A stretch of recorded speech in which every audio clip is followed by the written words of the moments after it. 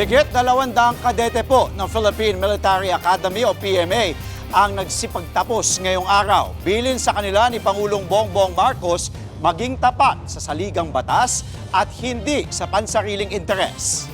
At live po mula sa Baguio City, nasa frontline ng balitang yan, si Gio Robles. Gio, ano pa yung naging mensahe sa kanila ni Pangulong Marcos? Andre, never lie, never cheat, at never steal. Yan ang paalala ni Pangulong Bongbong Marcos sa mga kadete na nagtapos dito sa Philippine Military Academy, kung saan isang dating modelo, ballerina at proud Batangueña ang valedictorian ng Class of 2026. Mula sa mahigit 37,000 na mga aplikanteng nangarap mapabilang sa PMA Talang-Dangal Class of 2026, 207 na lang ang natira sa bilang na yan at nakapagtapos nitong Sabado. Ang 23 anyos na si Christine K. de Mesana Librada ang top 1 o valedictorian ngayong taon. Dating modelo at ballerina si Librada na tubong Lipa, Batangas. Kwento niya sa News 5, nakatulong daw ang pagiging inclusive ng PMA sa mga babaeng kadete. Bukas daw kasi ang academy sa sino mang may puso para maglingkod at maging leader anuman ang kanilang pinagmulan. Umaasa si Librada na maging inspirasyon sa mga kabataang babae na magtagumpay hindi lang sa PMA kundi sa ibang larangan. Kadalasan po kasi akala nila pagpasok po sa Philippine Military Academy, hindi mo na magagawa yung mga bagay na gusto mo.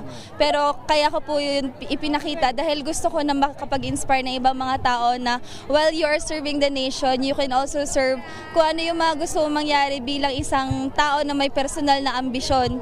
Pero higit sa lahat, the greatest ambition of all is to serve the Lord and to serve our country.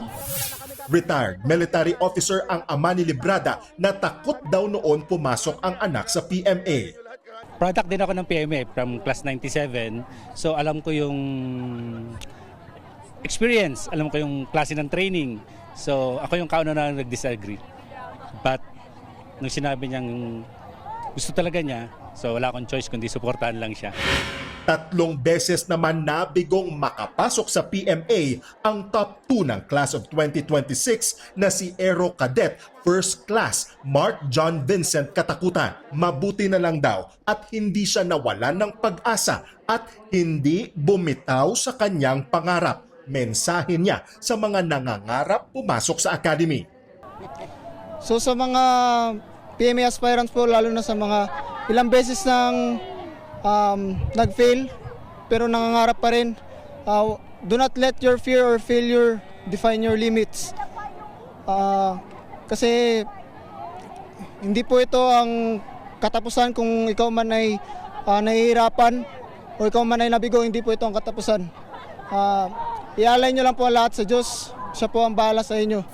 Guest of honor at speaker si Pangulong Bongbong Marcos. Sa kanyang talumpati, pinaalala niya sa mga graduate na manatiling tapat sa saligang batas at hindi sa personal o politikal na interes. Binigyang diin din ni PBBM ang honor code ng PMA. Paalala pa ng Pangulo sa mga kadete. Never lie, never cheat, never steal, and never tolerate those who do. Because silence in the face of wrongdoing is a betrayal of your values, a betrayal of your country, and a betrayal of the very principles that you have sworn to defend. Along the way, you will encounter a lot of forks in the road that will test your resolve. Nag-iwan din ng mensahe sa mga nagtapos si Vice President Sara Duterte. I urge you to personify integrity and courage at all times. Stand firm against all threats to our sovereignty and our liberties. Do not waver, even in the face of the most difficult challenges. Matapos ang seremonya, masayang nagdiwang ang mga nagtapos na mainit na sinalubong ng mga halik at yakap ng kanilang mga kaanak.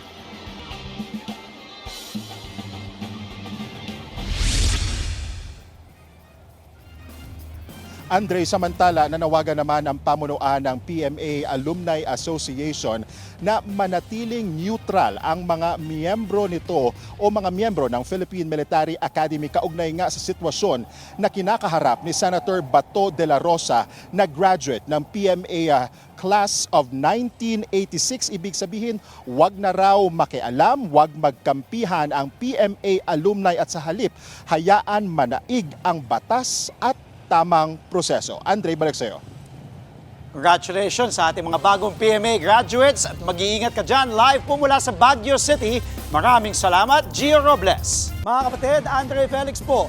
Iba na ang may alam at may pakialam sa panahon ngayon. Para po sa tuloy-tuloy na balitaan sa Frontline kahit weekend, mag-follow at mag-subscribe na sa social media pages ng News 5.